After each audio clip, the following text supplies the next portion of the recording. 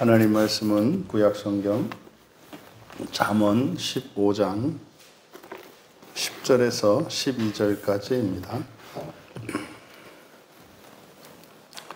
우리 같이 한 목소리로 함께 읽겠습니다. 도를 배반하는 자는 엄한 징계를 받을 것이요 견책을 싫어하는 자는 죽을 것이니라. 수월과 아바돈도 여호와의 앞에 드러나거든 하물며 사람의 마음이리요 거만한 자는 견책받기를 좋아하지 아니하며 지혜 있는 자에게로 가지도 아니하느니라. 아멘. 온전한 구원의 길을 가는 사람이라는 제목으로 말씀의 은혜를 나누고자 합니다. 온전한 구원의 길을 가는 사람, 그런 사람이 지혜로운 사람이다, 이런 뜻입니다. 우리가 지혜롭게 되는 길, 그러면 지혜롭게 되면, 그 지혜로운 사람이 되면, 그런 사람이 무엇이 좋고, 그런 사람은 어떤 사람인가? 온전한 구원의 길을 가는 사람이 곧 지혜 있는 사람이다. 이제 결론적으로 설교의 제목을 그렇게 정한 겁니다. 어저께 설교가 많이 길었잖아요. 어제 설교는 우리나라에서 이단에 빠져 있는 사람들, 그리고 교회 안에서 이렇게 성경 때문에 고민하고 또 이런저런 그 신앙의 어떤 혼란기에 있는 분들을 위해서 설교를 하다 보니까 이제 많이 길어졌고, 또 본문의 내용은 사실은 이렇게 짧게 할 수 있는 내용이었는데, 그래서 아마 이렇게 잘못된 신앙관을 갖고 있는 사람들에게 필요한 이야기들을 어제 이제 많이 해서 시간이 길어졌었습니다. 이제 오늘 또 설교의 제목이 온전한 구원의 길을 가는 사람이니까 또 그 은혜가 임하기를 바랍니다. 먼저 10절에 도를 배반하는 자는 엄한 징계를 받을 것이요, 이렇게 되어 있는데 그대로 좀 직역을 할 필요가 있습니다. 여기서 도를 배반한다. 그래서 도는 그냥 오라흐, 길입니다. 길인데 이 오라흐라고 하는 길은 너무나 당연한 길이고 늘상 다니는 길입니다. 보통 이제 데레크라고 하는 말이 길이 있는데, 그래서 오라흐라고 하는 이런 것은 보통 여러분들이 이제 예를 들어서 댁에서 교회까지 오실 때 길이 여러 길이 있잖아요. 큰 대로를 따라서, 국도를 따라서 오는 길이 큰 대로를 따라서 오는 길이 있고, 중간에 좀 가로질러서 빨리 오는 길이 있고, 또 요즘에 많이 사용하는 내비게이션에서도 가까운 거리, 시간, 최소 시간, 권장하는 이렇게 나오지 않습니까? 근데 사람들이 보통 자신들이 습관적으로 다니는 길이 있죠. 일반적으로. 그것을 이제 오라흐라고 합니다. 여기서 이제 그래서 그리고 배반하다, 아자부인데, 아자부는 떠나는 거죠. 떠나다라는 뜻입니다. 그래서 길을 떠나는 자들, 이렇게 돼요. 근데 이게 그대로 직역을 하면 그 다음에 엄한 징계 이렇게 돼 있지 않습니까?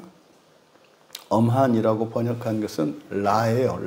라는 악한이라는 뜻입니다. 악한.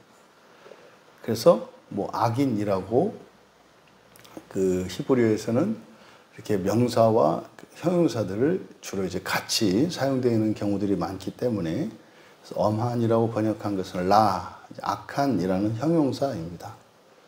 그 다음에 징계라고 번역된 것은 바로 앞에 5절에서 훈계로 번역된 무사르입니다. 무사르. 그리고 견책으로 번역된 이 토케하.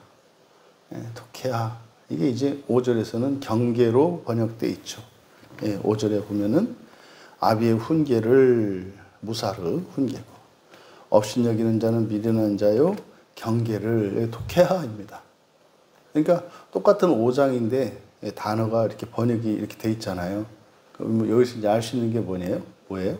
5절 번역한 사람하고 10절 번역한 사람이 다른 거예요. 여기서 이렇게 나뉘었겠죠. 그래서 이제 이렇게 이제 알 수 있습니다. 하지만 뭐 이게 맞다 틀리다 이렇게 한 것이 아니라 이제 그래서 우리가 어제도 말씀드렸습니다만 헬라어 신약 성경과 히브리어 구약 성경을 기준으로 하지 않으면 각 나라 언어보다 번역이 되잖아요. 그 각 나라 언어가 성경의 언어들하고 같은 의미나 같은 개념을 갖고 있지가 않아요. 그러면은 각 나라마다 다 다르지 않겠습니까? 어저께 이제 뭐 잠깐 얘기 나눈 거를 뭐 여러분한테 잠깐 말씀을 드리면 창세기 1장 2절에 땅이 혼돈하다고 돼 있잖아요. 땅이 혼돈하고 공허하다. 이제 어제 알게 됐어요. 어떤 그 사람들이 가지고 있는 어떤 중요한 교리가 있는데 그걸로 시작을 하더라고요, 보니까. 그래서 뒤에 땅이 육지가 이렇게 이제 창조되는 것은 뒤의 일인데, 창조도 되기 전에 벌써 1장 2절에 땅이 나오지 않냐. 그러니까 이게 뭐냐 이거예요. 그분들은 그렇게 저기서 배우나 봐요. 그러니까 이거는 땅에 대한 얘기가 아니다. 이거는 영의 세계에 대한 얘기다. 그래서 제가 뭐라 그랬게요. 그 교주가 학교 공부를 제대로 안 해서 말 뜻을 이해 못하는 거다. 되게 기분 나빴어요.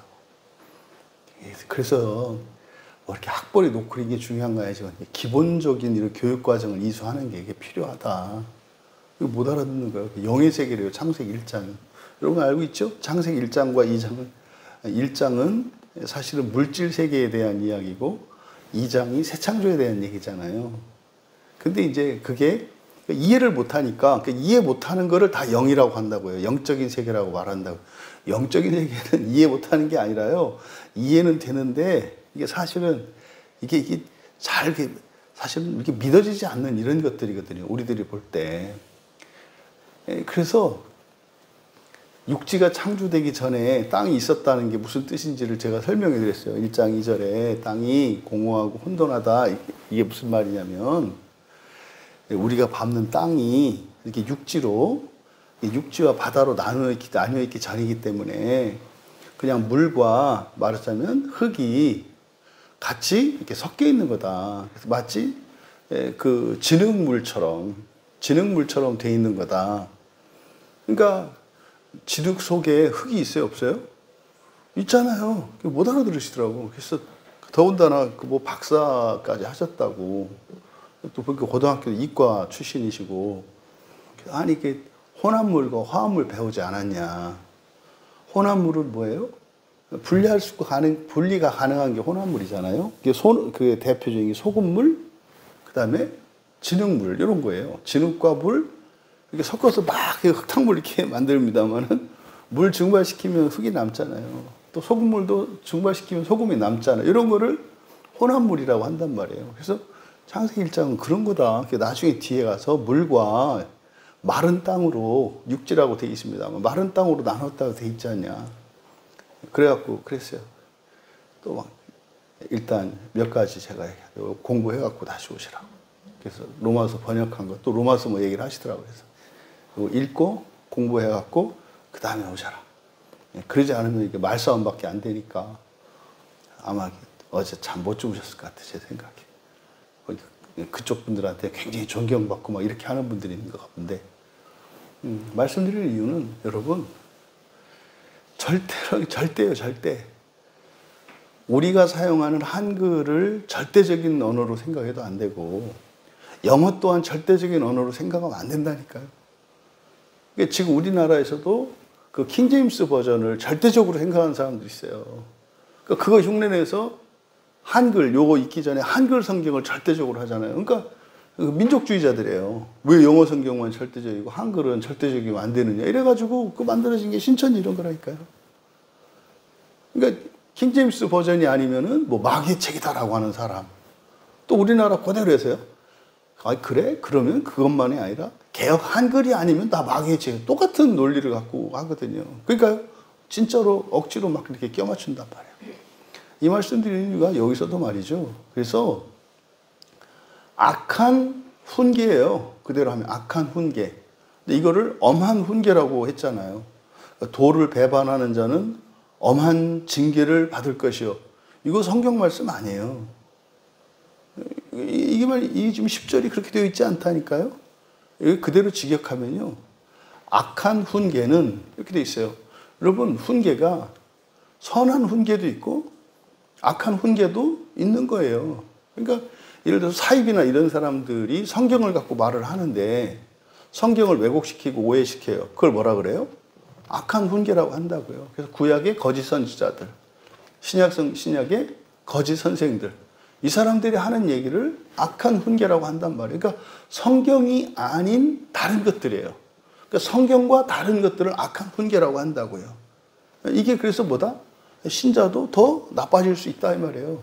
그래서 악한 훈계를 받으면 나는 바른 신앙을 추구하면서 살아가고 있다고 믿죠. 그렇게 가요. 또 순종도 한단 말이에요. 근데 그게 악한 훈계야. 그럼 어떻게 돼요?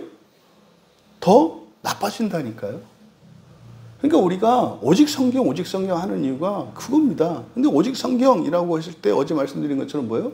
거기에는 실수와 오류의 가능성이 내재되어 있다. 근데 그게 영원히 그렇게 되지 않아요. 반드시 잘못이라는 걸 깨닫게 하십니다. 성령께서. 그래서 이렇게 고치는 과정이 꼭 일어나는 거예요. 그래서 종교개혁은 계속 개혁되어야 된다요. 그렇게 되는 거예요. 그러니까 지금 여기서 10절의 번역이 이거 딱 유교, 불교 아닙니까? 도를 배반하는 자는 엄한 징계를 받을 것이요. 여기에 이의를 제기할 사람이 어디 있겠어요? 당연하지. 도를 배반했으니 엄한 징계를 받을 것이요. 여러분, 예수님 당시에 제자들이 뭐 잘못하고 뭐 예수님 배반하고 엄한 징계를 하십니까? 오히려 예수님이 그 죄까지 다 덤태기 다 쓰고 십자가에 죽으셨지. 그렇게 해요? 이스라엘 백성들이 율법을 버리고 우상을 섬기고 할 때 그때 정말 그렇게 엄한 징계를 막 하시던가요? 오히려 하나님 없는 것처럼, 그러니까요. 더 악한 사회가 되고 더 나빠지는 이유가 뭐예요? 내비두니까. 왜 그런 방식으로 하신다고요?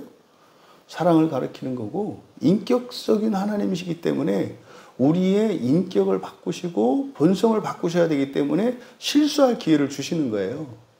실수할 기회를 주심으로써 그것이 실수인 것을 깨닫고 돌이킬 때 하나님의 사랑을 깨닫게 되고 그 사랑을 배워서 사랑을 하게 돼요.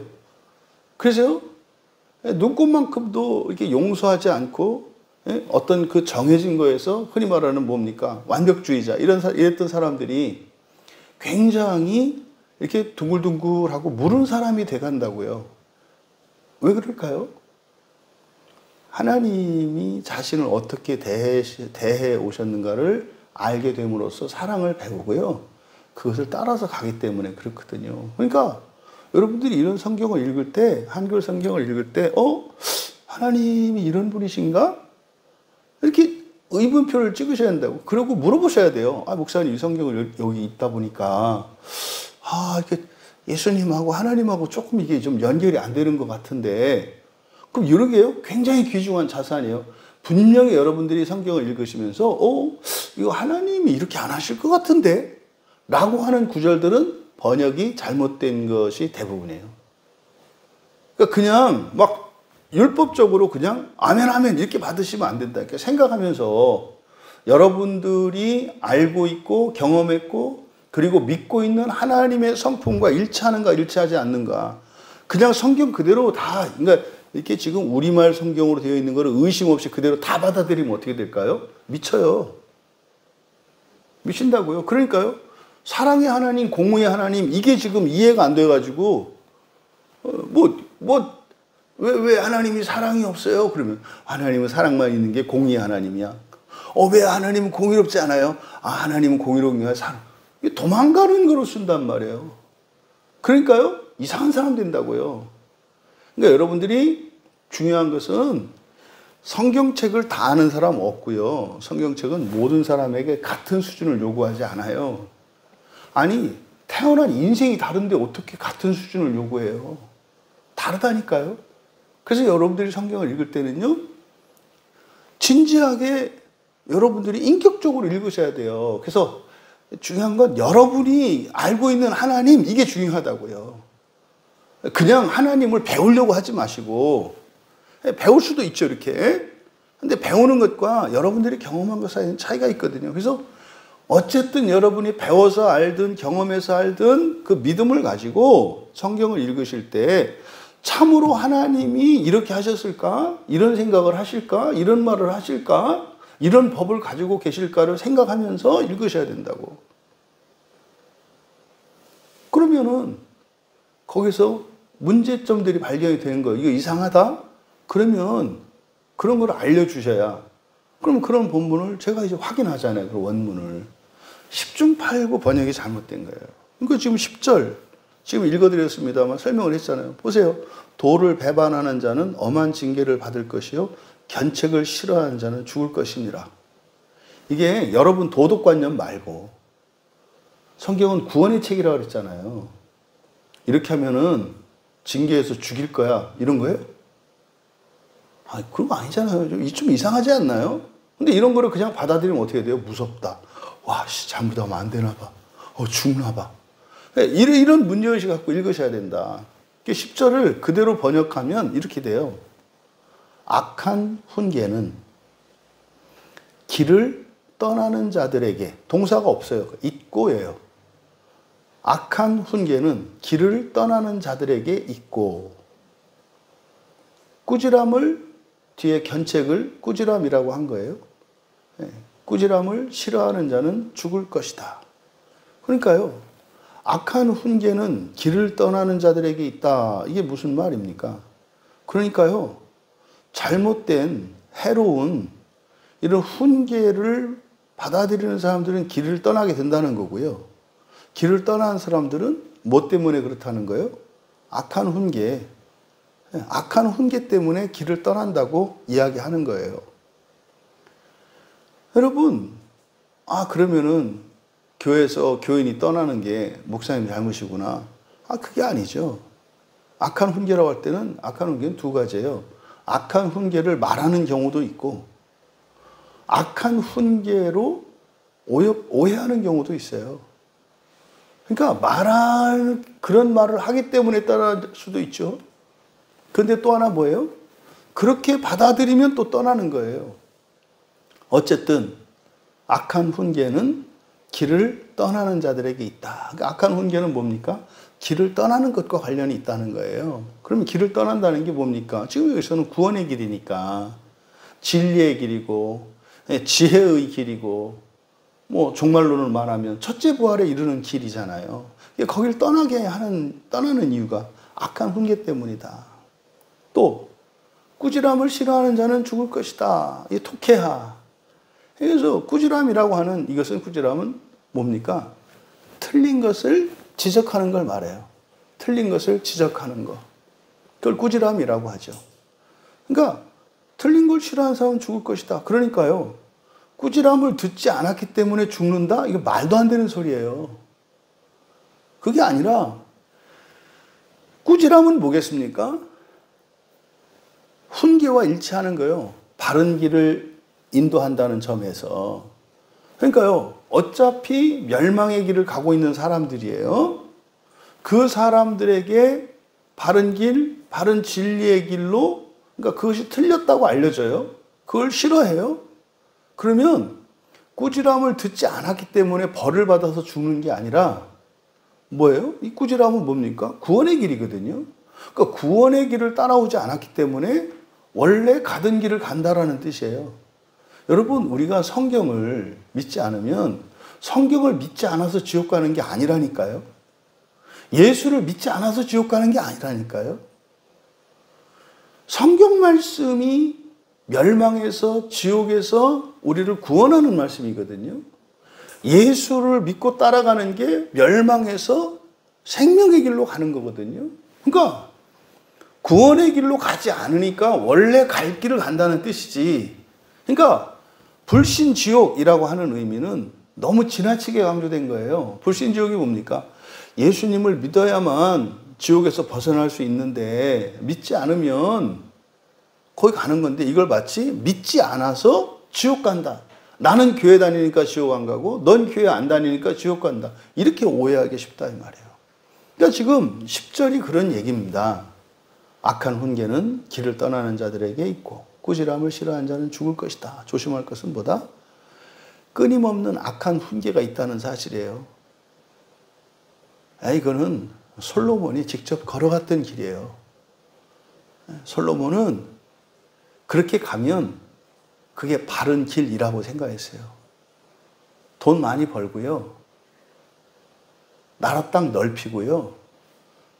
그저 사람들 배불리고 강한 군대를 갖고 있고 무역에서 돈 벌고 또 사람들 싸우지 않도록 정략 결혼해서 1000명이나 되는 지방의 호족들을 장인으로 두고 그렇게 해서 태평성대를 누리면 잘하는 거라고 생각했어요. 그게 뭐예요? 악한 훈계를 따른 거예요. 그거에 대한 결론이 뭡니까? 그게 악한 훈계다. 내가 잘못 살았다. 그 결론이 전도서라니까요. 그거 아니었다. 그거 아니었다. 여기서 이렇게 하지 않으면 죽는다라고 하는 말 오해하지 마셔라. 지금 그 다음에 11절에 보시면 수올과 아바돈도 여호와의 앞에 드러나거든 하물며 사람의 마음이리요. 앞에 연결해서 이해하셔야 돼요. 그러니까 지금 10절에서 얘기하고자 하는 게 뭡니까? 선한 훈계 그리고 꾸지람 이걸 따라라 이 말이죠. 선한 훈계를 따르고 꾸지람을 받아들여라. 왜? 너를 사망에서 지옥에서 벗어나게 하는 거니까 거기서 벗어나라. 그 얘기를 10절에서 하셨잖아요. 그게 오늘날로 말하면 성경 말씀만 믿으라는 거예요. 성경 말씀만 믿어라. 사람 얘기 믿지 말고. 그 11절에서 말씀하고자 하는 바 수올과 아바돈도 여호와 앞에 들어가거든 하물며 사람의 마음이려. 지금 11절의 얘기는 그런 겁니다. 모두가 멸망 앞에 있는데 여기서는 사람의 아들들의 마음도 그러하다. 그러니까 여기서 이제 우리들이 얻을 수 있는 지식이 있어요. 먼저 음부와 멸망. 이게 이제 우리가 말하는 지옥입니다. 지옥. 그러니까 지옥과 사후세계는 다르단 말이에요. 그렇죠? 지옥과 사후세계는 달라요. 사후에 죽고 난 뒤에 모든 사람이 지옥 가는 게 아니거든요. 죽고 난 뒤에는 두 세계가 있어요. 똑같이 이 세상에서도 건강하고 아프고 가난하고 부유하고 키가 크고 작고 똑똑하고 좀 덜 똑똑하고 대조가 있잖아요. 이 세상에도. 사후에도 마찬가지예요. 근데 이 세상에서의 말하자면 이 차별은 운명적이에요. 그리고 이게 어쩔 수가 없어요. 그러니까 왜 내가 바보처럼 태어났는지, 왜 내가 그렇게 천재로 태어났는지 알 수 없어요. 기껏해야 뭐 부모의 유전자를 얘기를 하는데 일반 법칙이고 모두 다 그렇지 않아요. 그리고 천재라고 해서 잘 사느냐? 그렇지 않아요. 천재여가지고 이게 알코올 중독, 도박 중독이어가지고 인생 완전히 망치는 사람들도 적지 않아요. 그러니까요. 인과율이 정확하게 맞아떨어지지 않아요. 인과적인 것도 있지만 그렇지 않다고요. 근데 사후세계는요. 정확하게 떨어져요. 사후세계는. 그리고 사후세계는요. 내가 선택할 수 있어요.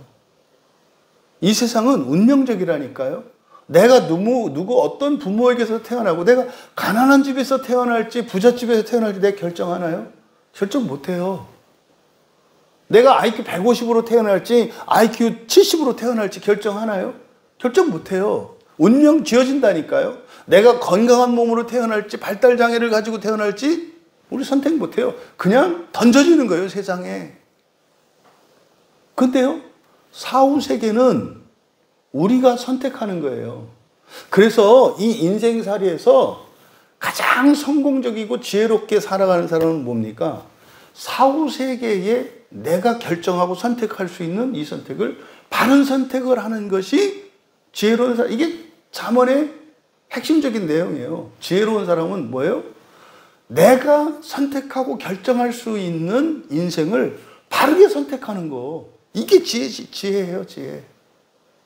그러면 하나님의 책망이 되었든 하나님의 교훈이 되었든 이 모든 것들은요, 바로 우리가 사후에 인생에보다 최소한 10배가 더한 시간적으로 그 길이의 인생, 규모에 있어서는 무한대로 커지는 그 인생을 바른 선택할 수 있도록 주시는 게 성경이고 구원의 길이거든요. 근데 지금 여기서 스올과 아바돈, 우리말 성경으로 이렇게 되어 있습니다만은 이게 그냥 히브리어를 음가를 그냥 쓴 거거든요. 그러면 음가를 쓰려면 그대로 똑같이라도 쓰든지 아니면 뜻을 풀어서 쓰든지 이것도 아니고 저것도 아니고, 그러니까 이상한 단어들이 만들어지는 거예요. 스올이라고 번역했습니다만 이걸 히브리어 그대로 발음하면 그냥 쉐올이에요. 쉐올. 스올도 아니에요. 쉐올이라고, 쉐올. 그러니까 이거는 정체를 알 수 없는 거예요, 사실은. 뭔지. 이건 뭘까요? 그러니까 영어 알파벳을 갖다가 우리말식으로 발음을 이렇게 옮기는 거예요. 쉐올이에요, 쉐올. 뜻은 이게 음부입니다. 사후세계를 나타내요. 그러니까 이거를 음부라고 하죠. 사후세계를. 근데 음부에는 여러분들은 어떻게 있는지 아시잖아요. 그죠? 지옥이 있고 낙원이 있다니까요. 이 세상에 행복한 인생이 있고 불행한 인생이 있잖아요. 그런 것처럼 사후세계에도 우리를 기준으로 보았을 때 불행한 인생이 있고 행복한 인생이 있어요. 불행한 인생은 지옥이고요. 행복한 인생을, 낙원에서 사는 거를 행복한 인생, 지옥에서 사는 거를 불행한 인생이라고 한다고요. 이거는요, 하나님이 심판해서 보내는 게 아니라 뭐 하는 거다? 여러분이 결정해서 여러분이 선택해서 가는 거다. 성경은 그거를 선택할 수 있도록 지혜를 깨우쳐 주는 거거든요. 그럼 지금 음부, 뒤에 있는 그 아바돈, 이 아바돈이 뭐겠습니까? 예, 이거는 멸망이라는 뜻이에요. 멸망. 멸망. 또는 멸망의 장소. 그러니까 뭡니까? 스올이나 아바돈, 둘 다 뭡니까? 사후세계에 대한 얘기예요. 근데 앞에 있는 스올, 이 쉐올은 사후세계 전체를 이야기한다고요. 그 다음에 아바돈은 사후세계에서도 어디예요? 절대 가지 말아야 할 지옥을 나타내는 표현이에요. 왜요? 아바돈이란, 뭐 히브리어 그대로 하면 아바돈 이렇게 돼요. 아바돈이 아니고 아바돈. 디귿 받침이 받침으로도 있고 초성으로도 있거든요. 아바돈 이렇게 돼요. 우리말로 하면 읽으면 아바돈 뭐 이렇게 되겠죠. 이 아바돈은 멸망이라는 뜻이에요. 그러니까 음부와 멸망의 멸망도 여호와 앞에 드러나거든. 그러니까요, 사후세계에 지금 여기서 11절에서 얘기하는 거는 사후세계가 있는데 거기에 지옥도 있다는 거예요. 여기 낙원은 언급하고 있지 않아요. 근데 이때는 이 아바돈, 스올 안에 스올이 뭘 나타내겠어요? 이때는 낙원의 의미로 쓰이는 거예요. 이때는. 그러니까 이 스올은 지옥의 의미로 쓰일 때도 있고 낙원의 의미로 쓰일 때도 있고 지옥과 낙원을 포함하는 사후세계를 의미할 때도 있어요. 근데 어쨌든 여기서는 아바돈과 스올이 이렇게 쓰였을 때는 이때 스올은 낙원의 의미인 거겠죠. 그러니까 스올과 아바돈, 다시 말해서 음부와 멸망, 그대로 직역하면 음부와 멸망도 여호와의 앞에 있고 드러나다라고 번역되어 있습니다만은 이거는 그냥 있다 이렇게 동사가 생략되어 있을 때는 하야, 그래서 있다라고 하는 동사로 봅니다. 그래서 음부와 멸망도 여호와의 앞에 뭐 있고 이렇게 되겠죠. 그 다음에 사람의 마음이요라고 되어 있는데 사람의 마음 아니고요. 여기가 사람의 아들들, 인자입니다. 인자. 인자들. 그러니까 인자 이렇게 단수형을 쓸 때는 그리스도, 메시아에 대한 예언으로 쓰이는 거고, 인자들, 이거 뭐라 했어요? 그리스도인을 의미하고 좁게는, 넓게는 바로 사람의 아들들, 사람 전체를 나타내는 말이에요. 그러니까 사람의 아들들의 마음도 하물며라고 되어 있습니다만은 하물며가 아니라 마찬가지로 이렇게 돼요. 그러하다예요. 사람의 아들들의 마음도 그러하다. 11절은 뭡니까? 모든 게 하나님 앞에 있다는 거예요. 여기서 하나님 앞에 있다는 의미는 뭐겠습니까? 심판받는 거죠. 모두 다 심판받는다. 다시 말해서요. 다 보신다는 거예요. 그래서요. 사람의 마음도 하나님이 보신다는 거예요.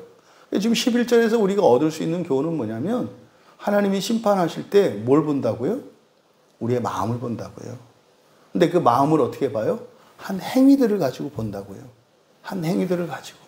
여러분 보세요. 어떤 사람이 도둑질했어요. 또 어떤 아이가 도둑질했어요. 근데요. 그 어떤 아이는 병들어서 꼼짝 못하는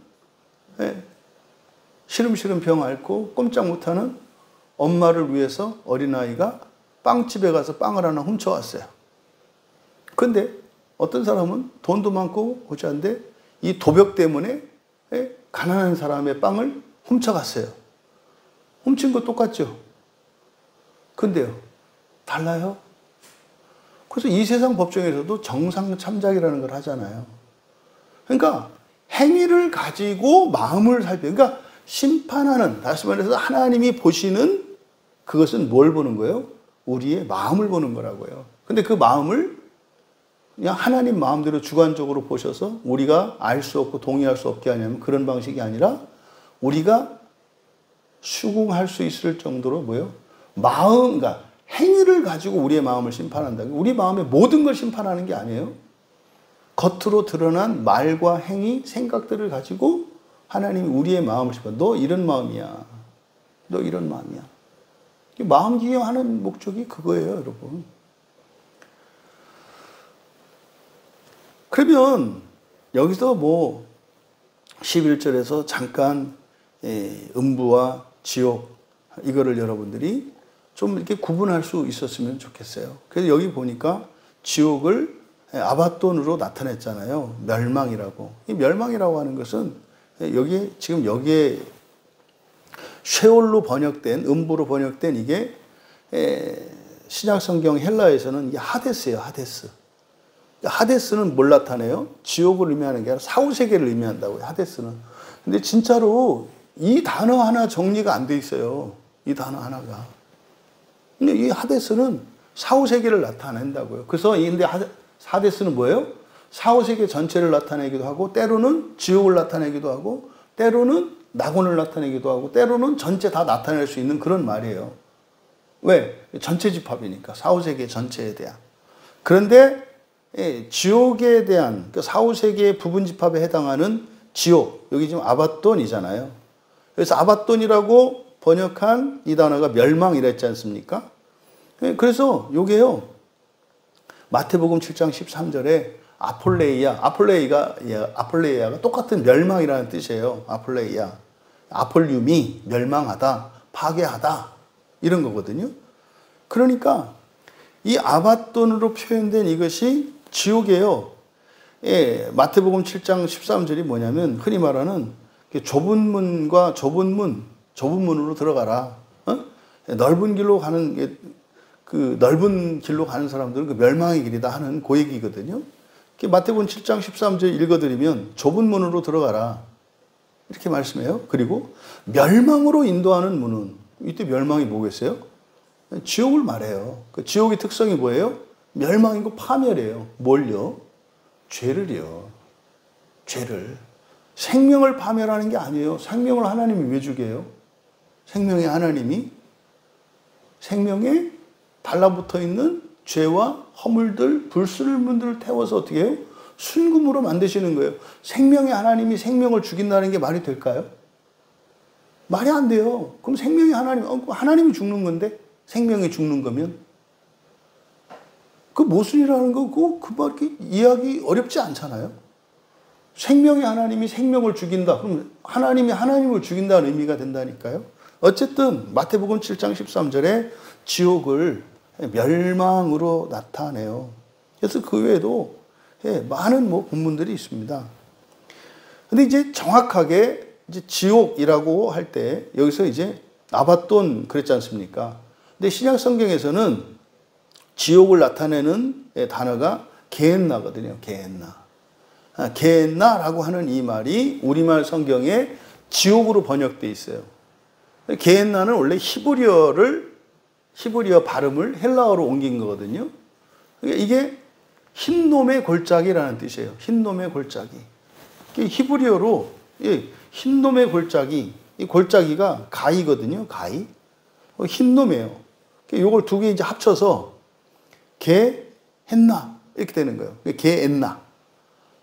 그래서 게엔나가 흰놈의 골짜기인데 이 흰놈의 골짜기가 뭐냐? 거기가 예루살렘 성 옆에 계곡에서 불태우는 곳이에요. 정결하게 하는 곳이거든요. 그러니까 게엔나라고 하는 그 단어가 히브리적인 의미를 가지면 뭐예요? 부정하고 불결한 것들을 정화시키기 위해서 불에 태우는 곳이거든요.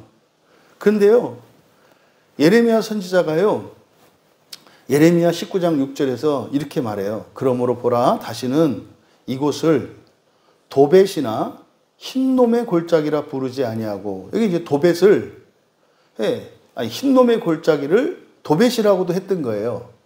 도벳이라는 말이 뭐냐면 화장터라는 뜻이에요. 불에 태우는 곳이라는 뜻이라고, 도벳이. 불의 장소 이런 뜻이거든요. 그러니까 여기를 도벳이나 흰놈의 골짜기라고 부르지 않을 거다. 이거는 예레미야 당시까지 부르던 이름이에요. 요 지명 이름이. 근데 이것은 나중에 오직 죽임의 골짜기 이랬어요. 죽임, 사륙이잖아요. 멸망이잖아요. 멸망의 골짜기라고 부를 날이 이를 것이라. 이게 뭡니까? 지옥이라고 불릴 때가 올 거다. 이거는 뭡니까? 사후 세계에 이 흰놈의 골짜기와 같은 곳이 있다는 거예요. 사후 세계에. 거기를 뭐라고 부른다? 지옥이라고 부른다. 이게 예레미야 선지자가 정확하게 그 흰놈의 골짜기가 지옥과 같다라고 하는 것을 예레미야 19장 6절에서 이야기한 거예요. 요 얘기를 한 게 뭡니까? 여러분, 우리가 하나님의 가르침, 하나님의 말씀을 따르지 않고 그걸 거부한 것은 하면 반드시 하나님 말씀을 듣지 않고 거부했던 그것이 하나님 앞에 심판을 받을 거라고 말하는 거예요. 12절에 거만한 자는 견책받기를 좋아하지 아니하며 지혜 있는 자에게로 가지도 아니한다. 여기서 거만한 자는 견책받기를 좋아하지 않고 꾸짖음 받기 좋아하지 않는다 이 말이에요. 그리고 지혜 있는 자에게 가지도 않는다. 그러면요, 지혜 있는 자는 어떻게 하겠습니까? 견책받는 것을 좋아하고 지혜 있는 자에게 가겠죠. 지혜 있는 자가 예수님 당시에는 누구였어요? 예수님이세요. 예수님의 말씀이 뭐였어요? 예수님이 이렇게 야단을 치잖아요. 바리새인이나 이런 사람들한테. 그때 어떻게 해요? 지혜로운 사람들은 그 말씀을 듣는다 이 말이에요. 예수님이 하나님의 아들이라고 할 때 그때 바리새인들 사이에는 이 분열이 일어난다 그랬잖아요. 분쟁이 일어난다 그랬잖아요. 그 중에 소수의 사람들이 돌아온다 그랬잖아요. 그러니까 돌아오지 않는 사람들은 거만한 자들이고요. 돌아온 사람들이 지혜로운 자들이라고 이야기하는 거예요. 여러분, 성경 말씀을 절대적으로 믿고 듣고 따르고 지켜야 하는 이유는 두 가지예요. 첫째는 지옥 가지 않기 위해서고, 두 번째로는 낙원에 가기 위해서요. 낙원을 통해서 낙원에 가기 위해서요. 두 가지예요. 둘 중에 하나만 선택하면 안 돼요. 지옥에 가지 않고 낙원에 가기 위해서라고 하는 두 가지 이 목적을 반드시 붙들고 있어야 돼요. 둘 중에 하나만 붙들고 있게 되면 이게 불완전하게 됩니다. 그래서 지옥에 가지 않고 여호와 앞으로 즉시 인도받아서 영원한 생명으로 들어가는 거잖아요. 그런데요, 거만한 자들은요, 이렇게 하지 않는다는 거예요. 여러분, 성경에 대한 강조는 아무리 강조해도 지나치지 않습니다. 근데 우리가 늘 두렵고 떨리는 것은 뭐예요? 성경을 전하는 저도 제가 잘못 가르칠지도 모른다는 이 두려움 때문에 자다가도 벌떡벌떡 일어나서 생각나면 그 단어를 또 성경을 찾아본다고요. 그러면요, 듣는 여러분들도 마찬가지여야 되지 않아요? 이 말씀이 참으로 맞나? 왜요? 여러분, 천년의 인생이 걸려 있다니까요. 천년의 인생이 어느 정도로? 무지무지할 정도로 행복한 낙원에서의 삶과 무지무지 고통스럽고 불행한 지옥의 삶이 결정되어 있다니까요. 그러면요, 우리가 그러면 틀리면 지옥 간다 이렇게 하면 안 된다 그랬잖아요. 그죠? 이렇게 고민하고 말씀을 절대적으로 알기를 원하고 따라가기를 원하며 살아가면 그것이 주님께서 우리를 첫째 부활 때 부활시키겠다고 하는 약속이라니까요. 그러니까 어떻게 우리가 성경을 손에서 놓을 수가 있으며 설교를 어떻게 반복해서 듣지 않을 수가 있으며 어떻게 기도하며 은혜를 구하지 않을 수가 있겠어요. 없다니까요. 성경 봐야 합니다. 기도해야 합니다. 설교 반복해서 들어야 합니다. 백날 해보세요. 되나? 안 돼요. 아니 본인들이 필요를 느끼고 본인들이 그 가치를 알았을 때 하지 말라고 해도 몰래서 하는 거죠. 안 그래요? 그러니까 목적이 그겁니다. 왜 우리가 예수님을 믿고 교회를 다니고 성경을 읽고 이렇게 긴 설교를 듣고 여러분 이게 정말로 의미가 있나? 가치가 있나? 이걸 여러분들이 아셔야 돼요. 그래서 이것이 참으로 선한 훈계인지 악한 훈계인지 선한 시간인지 악한 시간인지 그래서 우리가 분별할 수 있어야 한다. 여러분 지혜로운 자들 다 되셔서 온전한 구원의 길을 걷는 사람들 되시고 여러분을 통해서 많은 사람들이 그 영광과 그 지복에 참여할 수 있게 되기를 그것을 여러분들이 인생을 살아가는 보람으로 알고 그것을 인생의 가치로 큰 가치로 알고 그렇게 살아갈 수 있기를 주님의 이름으로 축원합니다. 존귀하신 하나님 이 세상의 삶만 있는 것이 아니라 이제 육체가 죽고 난 뒤 사후 세계의 또 다른 인생이 있다는 것을 확신할 수 있도록 도와주시고 이 세상에 차별과 무법하고 무질서한 이 세상에 소망을 두고 보람을 찾는 자들이 아니라 이 세상의 모든 것으로 사후 세계의 지혜로운 선택을 위하여 살아갈 수 있는 저희들 되게 하여 주시고 저희들이 온전한 구원의 길을 걸을 때 그 길이 옳다고 하는 것을 현재의 삶 속에서 하나님께서 복으로 내려주시고 또한 표적으로 보여주셔서 종말의 구원의 삶을 위하여 살아가는 것이 현재적인 삶에도 내 힘과 능력으로 누릴 수 없는 복과 은혜를 또한 영광을 누리며 살아갈 수 있다는 것을 경험하게 하여 주셔서 오직 성경 말씀을 따라 온전한 구원의 길을 걷는 지혜로운 자들 다 되게 하옵소서. 감사하며 예수님의 이름으로 기도합나이다.